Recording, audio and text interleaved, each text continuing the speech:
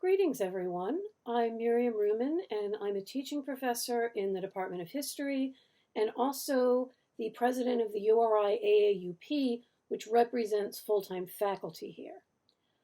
Part of our mission as your union is to offer guidance to the promotion process. So welcome to our first online edition of the AAUP's 2020 Promotion and Tenure Workshop for tenure stream faculty.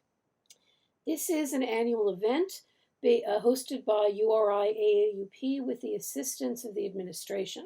And we're very grateful that President Dooley, Provost DeHayes, and Dean Riley will all be sharing their insights on this important process.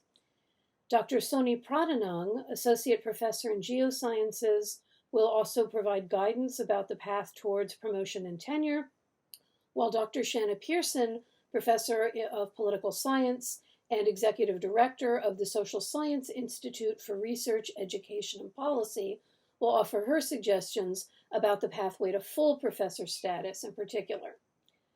For those of you who aren't familiar with us, the AAUP works to safeguard academic freedom, to bargain the contracts we all work under, to ensure fair and safe working conditions for everyone, and urges participation in faculty governance of the university. If you are not already a member, we welcome you, and everyone's voice helps make us stronger and more effective. So last thing to remember, as you are all going up for promotion and or tenure, remember when you can to take a break, decompress, ask for help if and when you need it, and good luck and best wishes for a smooth and successful process for you all.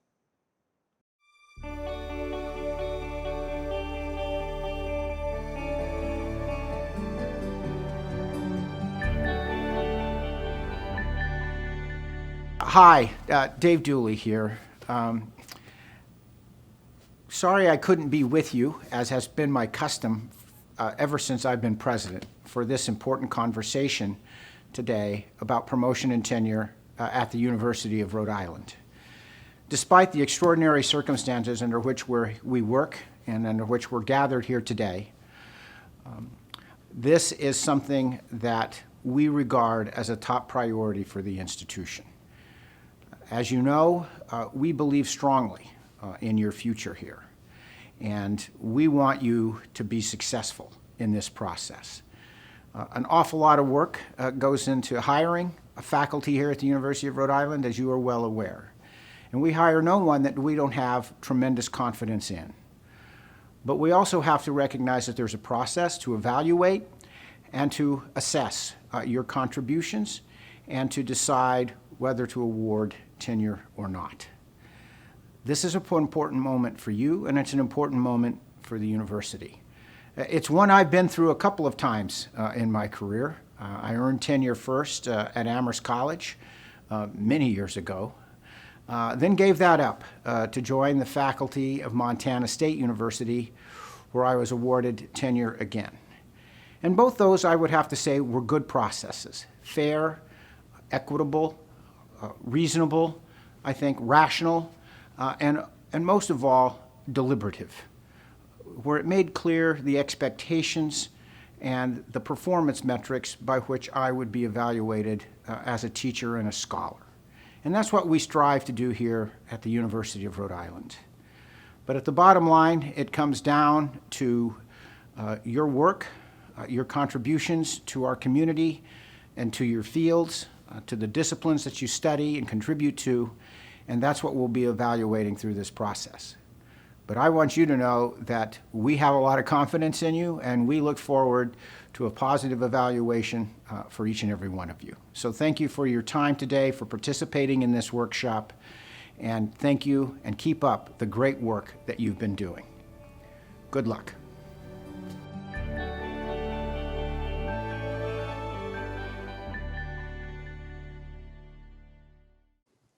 Hi, I'm Jay Walsh, Executive Director of URI AAUP. Thank you for viewing our Promotion and Tenure Workshop video. We normally host this workshop in a face-to-face setting, but the size of the group makes that impossible this semester.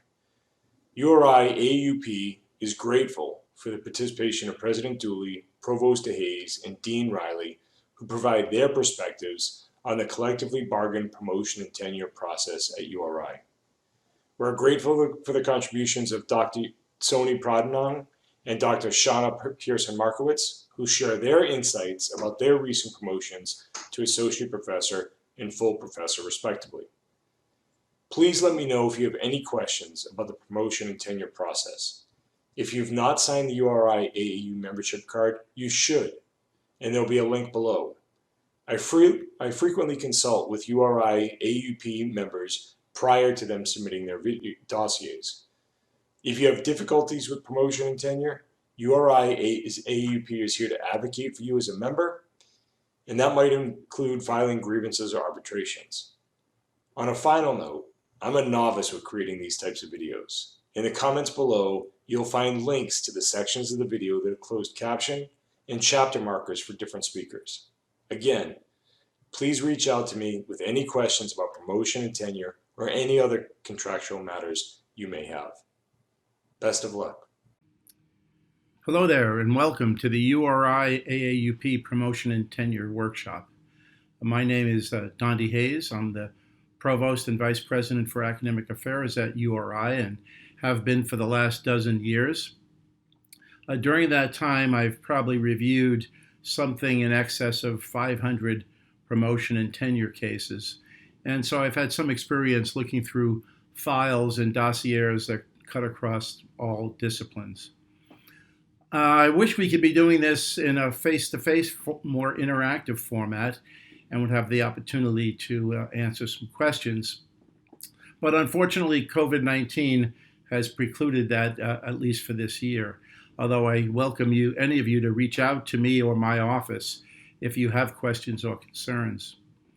What I'm hoping to do here is, rather than have blather on for 25 or 30 minutes about some of the important elements of the promotion and tenure package, I'm going to try to subdivide this into maybe 3, 7, or 8, or 10-minute video clips so that you can watch and review it at your leisure, and also maybe incorporate some of the same best practices that you're trying to incorporate into your classes. I want to open with this first clip and refer to it as Dispelling Common Myths, because I think it's really important that whatever rumors or myths may be out there can be clarified. One of the things that we all, I think, understand, both you as faculty members and your chairs, your deans, and myself in the provost office, is that these reviews are critically important. And they're critically important to you, I understand, for your own professional development, and they're critically important to the university, because the university is actually defined by its faculty, by your productivity, by your reputation, by your engagement, by the impact of your work, and by the ways in which you effectively engage and teach your students. When I first started giving these presentations many years ago, somebody used to introduce me and say, well, here's the provost who's going to tell you about the secrets for success. And maybe the first myth in all of this is that there is no secret to success. I think each of you have a pretty good understanding of what your work is about and what you need to do to be successful. And you probably also have a pretty good understanding of when you are or maybe are successful, or perhaps maybe struggling a little bit in your work. The other myth that's out there often is that the process is entirely mysterious. And I hope that's not the case. Between the collective bargaining agreement and the protocols established by your departments in college, you should have a pretty good understanding of what it is that you need to do and what the expectations are. One of the things that's very important for me to emphasize is that my office is absolutely committed to a fair, objective, and thorough process. So there should be no mystery or adventure to this. We want to make this as clear-cut and as effective as is possible. And the other piece I want to emphasize, sometimes there's a myth out there that somehow the administration is not trying to support faculty, and that's absolutely incorrect. It's very clear to me, if you go back to what I said a few moments ago, that the success, the reputation of the institution is defined by its faculty. Not so much the buildings, not so much the location of the campus, but by the extraordinary work being conducted in teaching, research, and service by the URI faculty. So in many ways, actually in all ways, we're in this together. Your success is our success. Your success is the university's success. As I said, because the University of Rhode Island and every other university is defined by its faculty. One of the other areas or myths is it's often said, people come up to me and say, well, universities only care about research and they don't care about teaching or service. And I want to clarify that is certainly not the case at the University of Rhode Island. And to the extent that we do care about research, certainly that's part of the effort of all of our tenured and tenure track faculty. I also want to emphasize that research is not defined simply by grants. We have an appreciation for the full array of scholarly research and creative work of our faculty, from performances to journal publications, to grants, to books, to art exhibits, etc., performances. We have a full appreciation not only of the work that you do, but of the importance of that work to the institution's reputation and to the quality and credibility of the teaching and the engagement that you have with our students. So I'll be back in a little bit with a little bit more detail about the essentials of the process, and then we'll continue this dialogue. Well, welcome back. I hope you got through the first part of this and some of those myths have been dispelled or at least put on the back burner. I want to now switch gears to focus a bit on what I'm going to call the essentials, which really relates to your ability to demonstrate sustained productivity in teaching, research, and service. A key piece of the essentials, in my view, is to put the work that all of us do in the context of the mission of the University of Rhode Island. URI prides itself in being a learning-centered research university, and therefore the review of your work, I think, needs to acknowledge and honor that balance of work that you do in teaching, research, and service. Balance does in fact matter because at URI, we expect you to sort of become part of the teacher-scholar model. We're not an institution that has half of its faculty only do teaching and the other half only do research. We have an expectation of balance across primarily those two areas of faculty work. And therefore, for us to be respectful of you and your work, we need to honor that, and we need to understand that if you're teaching a 2-2 or a 3-3 load, that will not only have implications in your teaching, but it will also have implications in your research and perhaps even your service. So it's along with what I mentioned earlier, that we fully admire and respect the multiple forms of scholarly work and creative work that each faculty member is involved in. It's really important that we understand that and that you understand that, and you make your case as clearly as possible in the scholarly work that you do, including explaining what your particular role is in the scholarly endeavor. There's an increasing emphasis across the university among our faculty in interdisciplinary teaching and research. And so when there's joint projects or joint teaching efforts, it's just important that individual faculty explain their role and document their role in their contributions to the work that's done. One of the things that's very important at the University of Rhode Island relates to effective teaching. In fact, we're very interested in not only how much teaching you do. For us, teaching matters, but creating learning even matters more. And in particular, we really want to encourage creativity in teaching. For that reason, in 2014, I think it was, we created the Office for the Advancement of Teaching and Learning to help faculty further develop their teaching and also to come up with comprehensive ways of understanding and measuring and reviewing your own teaching. So if you've participated in ATL workshops and trainings, etc., that's important to include in your dossier. And certainly you may have been encouraged by your department chair or your faculty colleagues or your dean to go to ATL. It's certainly very nice and important to see an improvement over time in the quality and effectiveness of your teaching, and also the impact of the quality and the effectiveness of your research and scholarly work. One of the things that's really important to understand is that promotion and tenure decisions are really not seen as a reward for a job well done, but rather it's the collective best judgment about the potential for sustained productivity into the future. And I want to say that again. One of the things that we're all looking for is, will this individual faculty member, none of us have a crystal ball, but will this faculty member, through the work that they've done thus far, demonstrate the potential to continue to be productive in teaching, research, and service out into the future.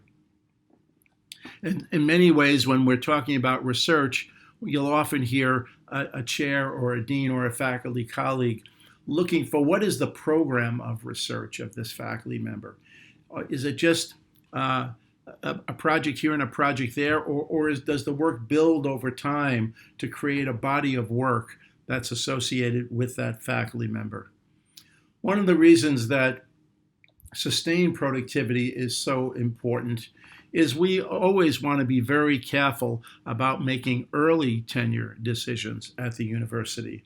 Time and rank does matter because it gives you time to show that your teaching, your research, and your service, the quality of that work can in fact be sustained over time.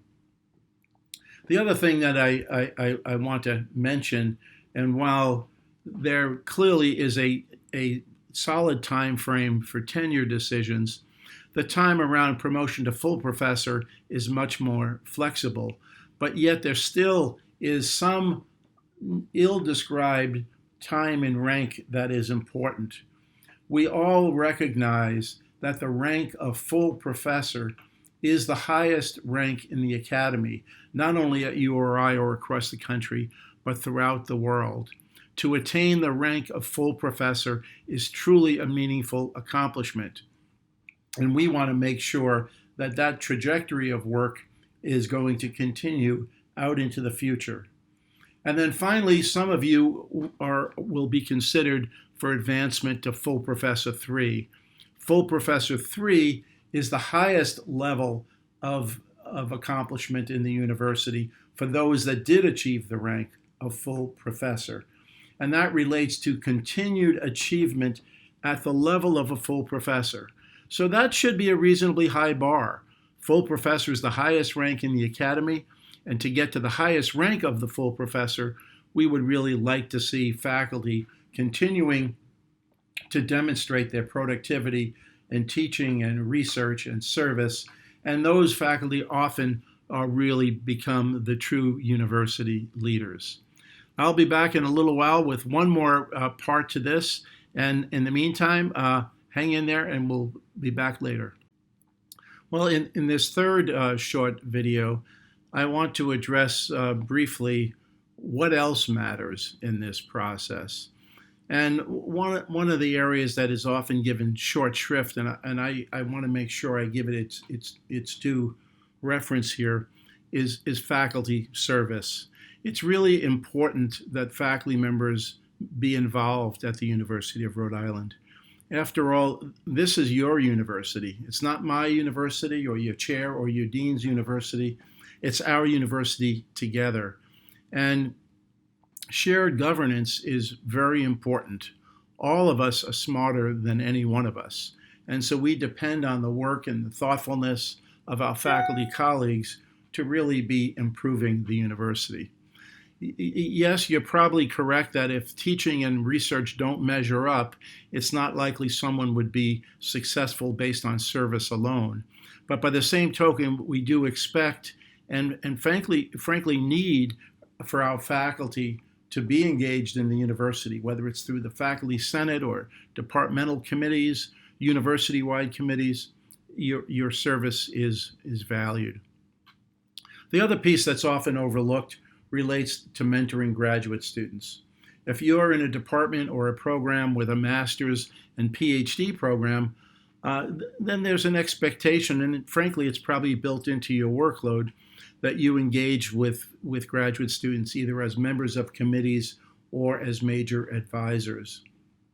Particularly in programs with PhD students, it's really critical that you be able to see some PhD students through to completion, and that should certainly count as a feather in your hat in the promotion and tenure process. One other area I want to emphasize for those of you who may have begun your career at another institution, or perhaps you did a postdoc before you came to URI, that it's very important that you have some URI-based accomplishments in addition to the work that you've done elsewhere. It's important that you can demonstrate that you have built on your own teaching, you have built on the previous scholarly work that you may have done with colleagues or a major advisor at another institution. And as I just said, it's very important that you demonstrate that you too have the desire and the ability to successfully lead graduate students to the completion of their programs.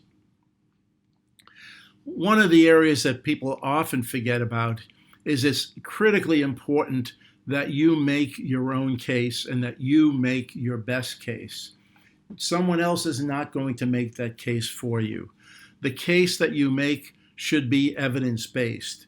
It should not be your own opinion of yourself, but rather, to the extent possible, as rich in evidence around the teaching, scholarly work that you've done and the service that you've done. And service might mean much more than simply being on a committee, but it might actually be measured by the contributions or the impact of that committee work. And one of the areas that's absolutely critical that you understand is you will be reviewed on your own merits. There are no two faculty at URI, probably even in the same department, that have an identical set of expectations and roles. Different faculty members do have different performance expectations because of the nature of the needs of the department and the nature of the work that you do. So it's very important that you're not comparing yourself to a colleague, you're just demonstrating your own level of sustained productivity over time and through time in all the things that you do. Finally, from the presentation standpoint, it's important that your presentation, your dossier be clear and concise. And it does not have to be overwhelmingly long and filled with every little tidbit of information you can imagine. Remember, someone is going to be reading through each component of your file, and you want them to be able to find and be able to identify your accomplishments. And that's going to be very important. Sometimes the files that have too much information, the information gets lost and is difficult to find. For those major promotion and tenure decisions, every year there will be an objective external review. And it is important that it be an objective external review. Arm's length is the term often used, so you don't want to reach out to your former grad student partners or roommates, etc. You want to identify, working with your chair and or your dean, individual external reviewers who can objectively assess your work and its impact.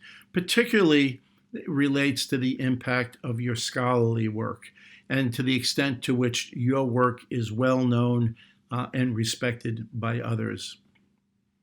I would urge you along the way to pay attention, very careful attention, to the annual reviews that you've had before your promotion and tenure decision. Particularly for pre-tenured faculty, we now have the year 4 review that includes not only input from the chair, the faculty, the deans, but also from my office. If those reviews are not constructive and are not steering you in the right direction, then I urge you to seek out your chair or your dean and ask for that constructive review. It's not helpful to you if everyone just says you're glowing and then you find out in year 4 or 5 or right before a promotion to full professor that actually is not the case. I think I want to close with a comment about tenure. Too often, in my view, in higher education today, achieving tenure is seen as the standalone victory. And certainly achieving tenure is an extraordinary opportunity for faculty. And with that opportunity comes an extraordinary responsibility. As a tenured faculty member, and think of it this way, please, it gives you the freedom to be courageous and creative as both a teacher and a scholar. It gives you the freedom and the platform to be a true innovator, whether it's in the classroom or in your discipline or both. And it gives you the opportunity to have your work constructively evaluated and reviewed by your peers. It's one of the most special opportunities that exists today. And frankly, there are a few other professions other than that of being a professor that affords you this very special opportunity that comes with the special obligation as a member of the learned community to take the responsibility of tenure seriously, to use that responsibility to reflect well on yourself, your profession, your university, and to share only the most important and thoughtful work with your students. I hope this has been helpful to you. Once again, I welcome any questions that may come in. You can reach out to my office, and we will do the best we can to provide answers. I wish all of you the best, and I remind you one last time that your success is the university's success. The University of Rhode Island becomes a great university because of the dedicated work of its faculty. Thank you very much. Hi, I'm Jen Riley, and I'm the Dean of the College of Arts and Sciences. I was asked to share with you via video, because we're living in this pandemic world, some thoughts about what a dean looks for during the annual review and P&T process in dossiers. Dossiers they're a little bit of work to put together, but they're a wonderful place for you to advocate about yourself, think about how you can represent your accomplishments as a teacher, as a scholar, as a university citizen who's contributing to the work that needs to get done every day across the university campus. I always say to new faculty coming in that the dossier and the annual review process that leads up to the P&T process is your opportunity to be your own best advocate. It's about you telling your story about the work that you do, the contributions that you're making in the areas of teaching, scholarship, creative works, and service, and how those contributions are making an impact in your field, with our students, and within the university itself, within your college, within your department, with the service contributions that you provide during the course of a year. I'll offer just a few tips. I do have some notes that I'll reference as I go along, just because I wanted to make sure I was brief, but also hit important things for you. Take time to review, and I'm sure you've been told this, but I can't stress it enough. Review the AAUP contract, the timeline and the process there. It's a good timeline, it's a good process. It really lays out what you can expect during the annual review process and during the P&T processes as well.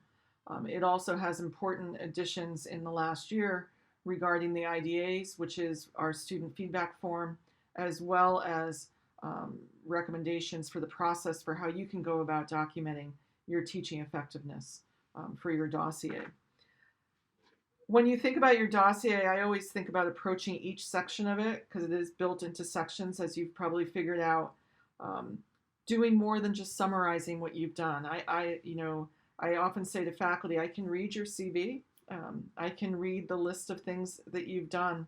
What I really like to hear about is why it matters what you're doing. Where are you going? How has the work you've done evolved and changed? And how are you contributing to conversations in your field? How are you contributing to moving teaching effectiveness forward within your department and with your own work? So in terms of teaching and advising, I always say starting with questions is the best way to go. I have some key things that I always look for in the teaching and advising section, and it's really all connected to our students. How do you know our students are learning? How do you know your teaching is actually helping students move from point A to point B, so that when they get to the end of a semester, they've actually reached the learning outcomes that you've set up at the start of the semester?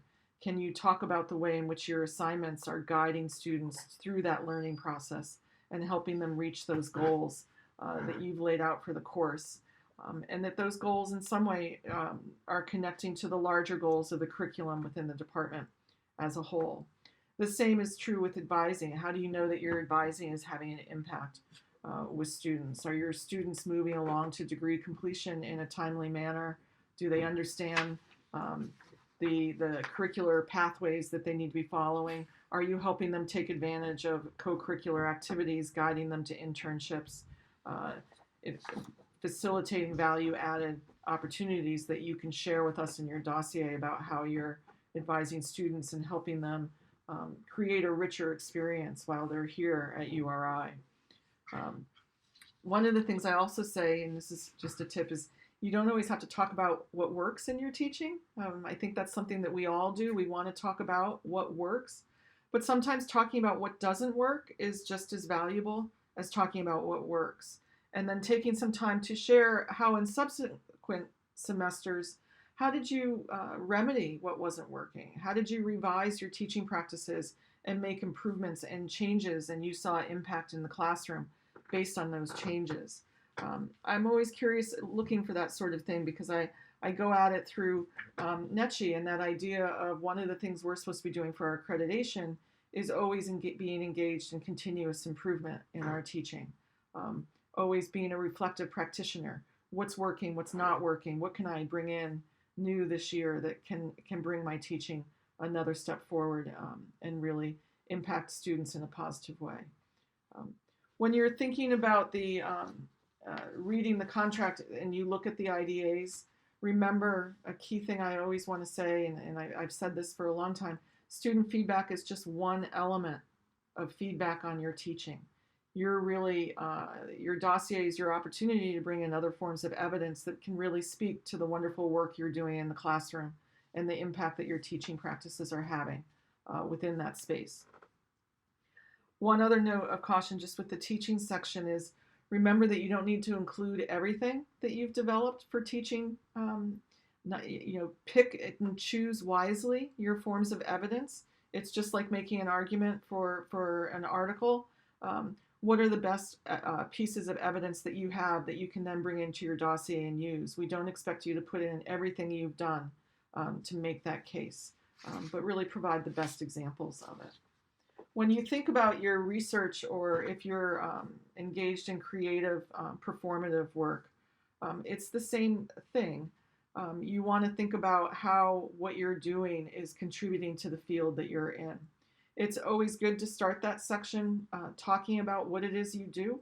You're going to have people read your dossier who may not be familiar with the area that you work in. It would be really helpful for them to hear a little bit about what you do, what your agenda is, where you've been, where you're hoping to go, so we can see that trajectory. That trajectory is very important when we think about the promotion and tenure process, because one of the things we're looking at is have you reached the standards to be promoted to associate professor and tenured, but do you also show the signs of the work that you're doing continuing as you move forward in your career? We're interested in that trajectory continuing. In addition to helping your readers understand what it is you do, it's helpful to share with them where your work is coming out. Where are you publishing? Why does it matter? Think about ways that you can contextualize the quality and value of where your works are appearing. It's different in every field. There's no one set way to do this. In some fields, it might be acceptance rates. In other fields, it may be that impact factors still matter, and you'll want to document that for us and talk about that in your dossier. Citations can be another way of talking about this. Are people picking up your work and engaging it in subsequent conversations after it's come out? So think about ways, is it peer reviewed?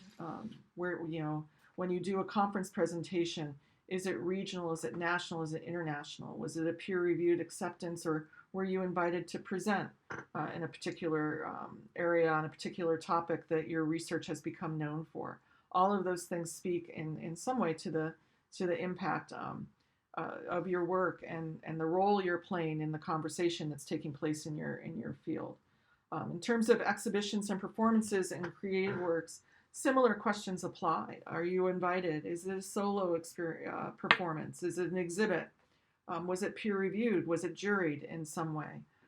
Again, I think it's all about providing the context so people understand where your work is appearing and why it has value in those venues. That context is important so that your audience understands how you're contributing to the field and how you're actively engaged in the field that you're engaged in. And then last, but not least, I always say, is the service area of the dossier. Service matters, and it's work at the end of the day. We're asking people to carry water in 3 buckets: teaching and advising, scholarship and creative works, and also in service. Service is what makes the university work. It's essential to our belief in shared governance and getting the work of the departments in the college and the university as a whole completed and keeping us moving forward in many ways. So again, what I encourage faculty to talk about when they talk about their service contributions is, rather than just giving me a list summarizing of the committees you were on and the things that you, the list of committees that you participated in there, tell me what you contributed to those committees. What were your roles on those committees? Did you chair the committee? Did you bring the committee forward on an initiative? Were you part of creating programming that came out of a committee? Again, in the same ways that I look for this in the teaching and scholarship and creative work sections, what I'm looking for is the impact of your contributions and the ways in which your contributions are bringing a value added experience to the work that we're doing every day on the campus and with one another as we work to serve our students and move the mission of URI forward. I hope these comments help you a little bit. As I said, there's, and take time to review the contract, talk with peers. I think it's great to always look at within your department. I'm sure some of your colleagues will share their dossiers and talk with you about how they've done it. People can also take a look at your dossier and help you as you develop it along the way. And again, the key thing is, remember, you're your own best advocate for your work. You know it the best, you know what you're doing. Share that with us. Tell us what you're doing, why it matters, and the ways in which that you're continuing to grow and move your work forward and contribute to the overall mission of the University of Rhode Island. Bye. Thanks. Hello everyone, my name is Soni Pradhanang. I am an associate professor in Department of Geoscience, College of Environment and Life Science. I joined URI in July 2014 as an assistant professor. My specialty is in hydrology, water quality, and computational modeling. I received my tenure and I was promoted to associate professor in 2019. It was an early promotion and tenure. I've been asked to put together a brief overview of how I prepared my dossier and how I selected reviewers. So, putting together a dossier is a daunting task. It's not easy, it's anxiety-laden, and to make it easier, we do the annual portfolio. So even before that, it's important that we start recording everything, documenting everything from small meeting to large meetings, everything from the grants that you applied to, the ones that you succeeded to not succeeded. Like your teaching, your research, your outreach, everything needs to be documented. And the way I did was I started putting together everything in a spreadsheet and also documenting it as an evidence somewhere in a folder. So when I came in 2014, my department chair gave me a great advice. He basically told me that, Soni, start recording everything. Don't wait until last minute. Put together a material. Everything needs to be documented. So I took his advice, and thank you. I feel great about it, putting together everything in a spreadsheet and going back and looking into like what I did here and where is that document. So I go back in the folder and pull those out into the dossier. So all of us are required to put together an annual review package. So we only keep updating our annual review package by the time we are ready to put together our request for a PNT. Now, all of us know that the annual review package consists of many folders. Folder 10, which is your teaching statement, teaching documentation, research documentation, outreach documentation. They all need to be packaged very nicely. Your teaching statement, research statement, and outreach statement. Write and rewrite and rewrite, and that's how I did my writing. Evolved from year 1 to year 2 to year 3 to year 4, and when I was ready to be submitted, I had it reviewed by several other colleagues and go through line by line and ask them where I need to improvise, and I was not shy asking. So that's extremely important. Talk to your mentors, talk to your chair. Take the letters from dean's office seriously. You get every year when it is reviewed, when your annual or portfolio is reviewed, you get a letter from dean's office, and they'll clearly write where you need to improvise, what you're doing. So take it seriously and improvise on what they have asked you to do. Talk to your faculty mentor. That's extremely important. I did that a lot. And I did that also for the list of reviewers that I had selected. Knowing that I will be asked to provide list of reviewers, I started thinking about reviewers way ahead of the game. I would say in the third year itself, I was asked to provide list of 8 reviewers' name, which is, I know 8 is a lot. I panicked when I heard that number. The reason was I was also going up early, and so if there is 50% turnout, and there will still be 4 reviewers who will be writing a recommendation for me. It turned out pretty well, and for me, 7 wrote back, so I'm very thankful to them. The reviewer's letter will be taken extremely seriously, like your annual, similar to your annual portfolio. When you put together your PNT, that will be reviewed by your department, faculty. Department chair will put together a letter based on what's being reviewed, what recommendation they got from the department colleagues, and then also what reviewers wrote will be extremely important. So think about listing your reviewers way ahead of the time. Talk to your mentors. It's extremely important talking, and don't be shy showing what you wrote to others, and have them review it over and over and over again before it is ready to be submitted. It's extremely important you provide document that is flawless, the document that is correct, and document that is evidence-based. And do it ahead of the time. Don't wait last minute. I hope this helps. Hi, I'm Professor Shanna Pearson-Merkowitz from the Political Science Department, and I've been asked today to talk about how to prepare for full professor. And everything I say, take with a grain of salt, because this is what I think. I don't think there's a magic solution. But I do think there are a few ways that people can avoid problems down the road and avoid having problems going up for promotion. So I'm going to talk about a few things, suggestions for compiling your dossier and keeping track of everything you've done so that you really present a full picture of yourself for full, selecting external reviewers, and avoiding bumps in the road. So avoiding bumps in the road kind of, I would say, goes along with compiling your dossier, because it's really about what you do in the period between when you got tenure and when you go up for full. So one thing to understand, I think, is that there is a big difference between what your department and the administration are really looking for in a full professor versus an associate professor. You know, in the period between coming to the university and getting tenure, what they're really looking for is, did you publish, right? Like, it's a publish or perish environment. Teaching matters, certainly.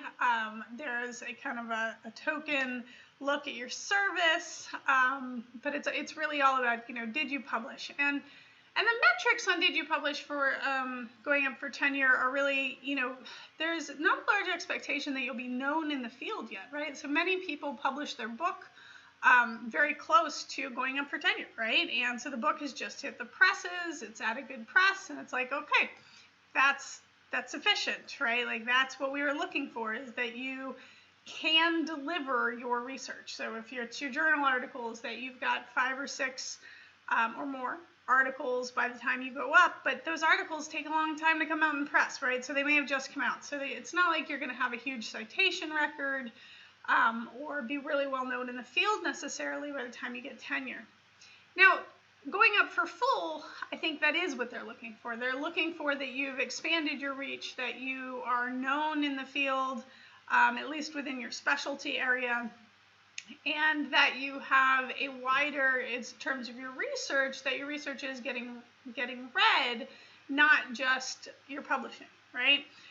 So I think one thing to think about in this time between tenure and going up for full is really broadening your tendrils into the field, right? And so one thing I did was I joined the executive leadership of the section of that I publish in a lot and I research in, of my my academic association. So for me, that's the American Political Science Association, but I tend to publish a lot in state politics. And so I joined the leadership of the state politics section, and I volunteered to serve on committees.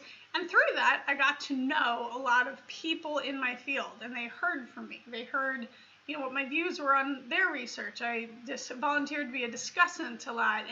And through that, right, that for me developed a big pool of people that I could name for good reviewers for full. They were not people I had published with. They were not people I had worked with. They were definitely arm's reach, but I knew they knew me and they knew my work. And so, you know, that for research, you know, you've got to keep publishing and you've got to show that you've moved on from that dissertation. You're not still publishing, you know, if you're in a field that publishes with your advisor, which my field is not, but I know a lot of fields, you know, your dissertation will be co-authored with your advisor.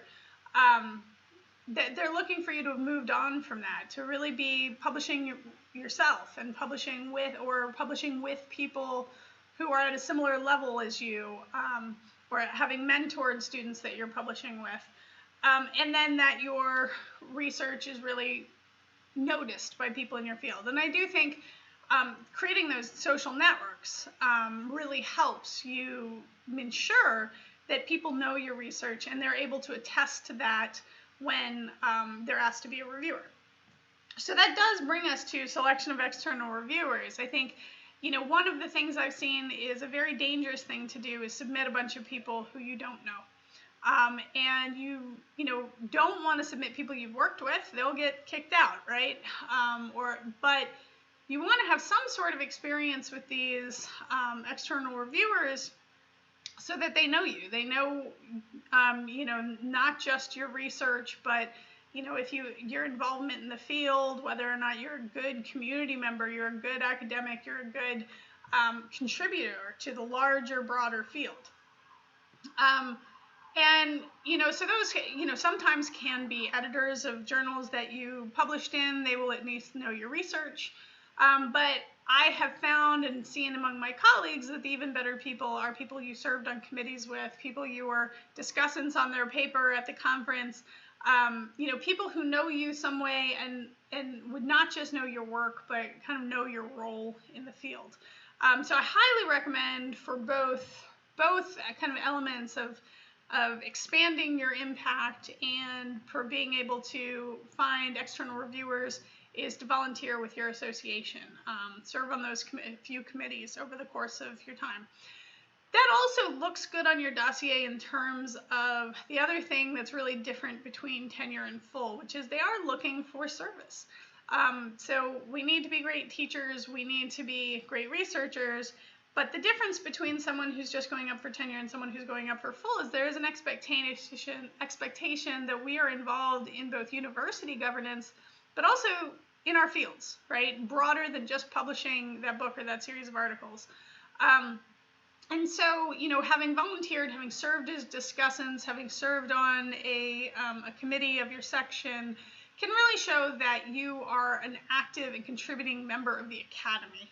And I think that goes a long way in terms of that service. So, that also speaks to your university service, that you want to have done some things to contribute, to know people around campus, and to have helped this university run. And that is a big difference between going up for tenure and going up for full, is there is that expectation that we will be ingrained in the university and helping.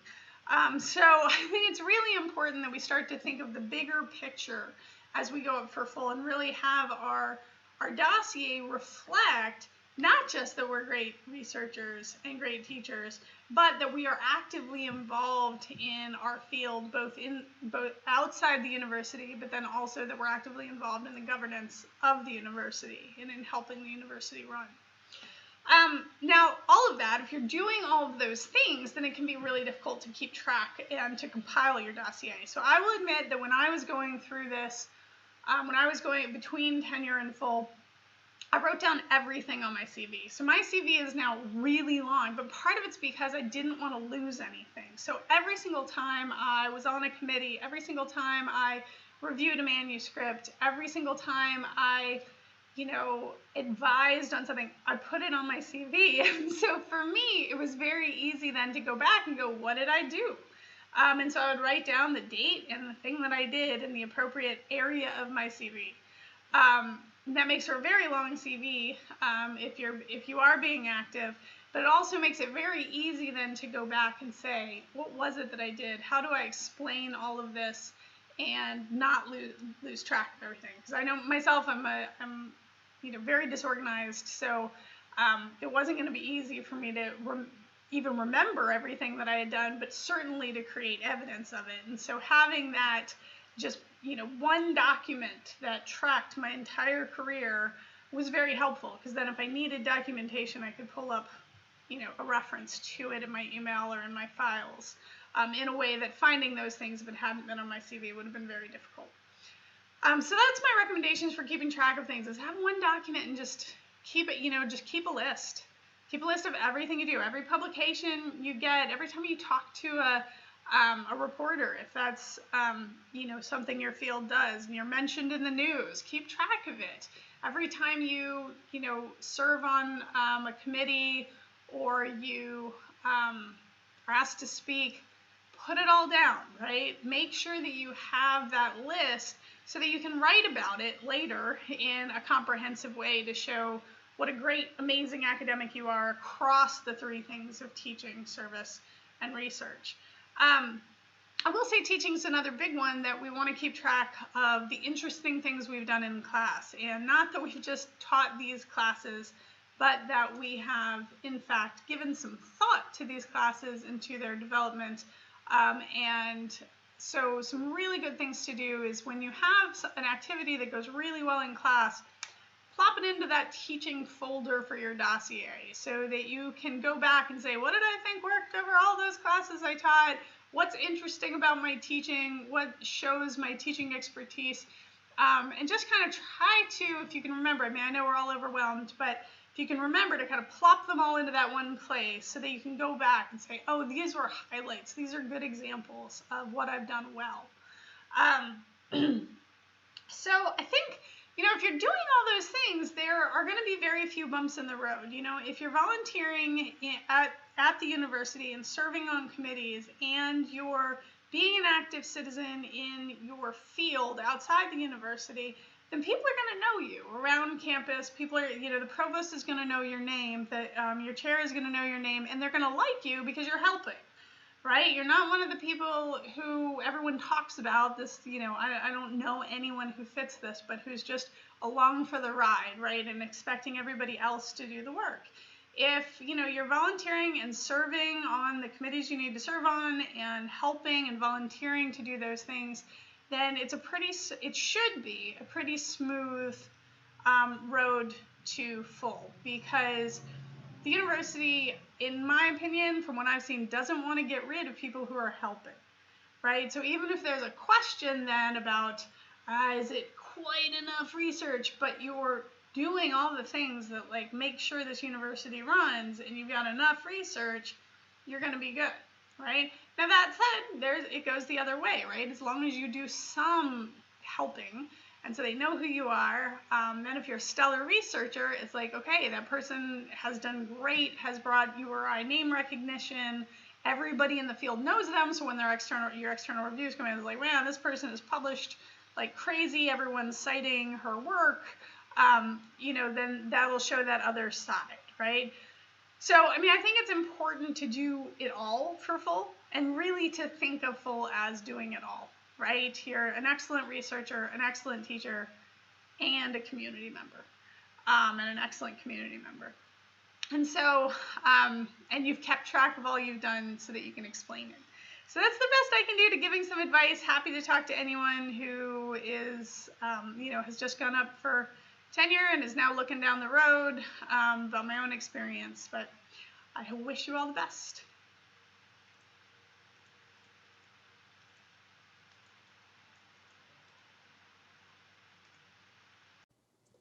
Hi, we hope that you enjoyed this year's version of the Promotion and Tenure Workshop as we offered it remotely. I just want to remind you that the fair, equitable, and just promotion and tenure process that's in place at the University of Rhode Island is there because of the collective bargaining efforts of URI AAUP and working with the URI Board of Trustees and the university through our collective bargaining efforts to make sure that you are protected, your rights are protected, and your pathway to promotion and tenure is clear and strong. If you have any problems or issues with your annual reviews or the promotion and tenure process or anything else to do with your working conditions, please give me a call, reach out to me, send me an email. I'll be happy to work with you. Best of luck.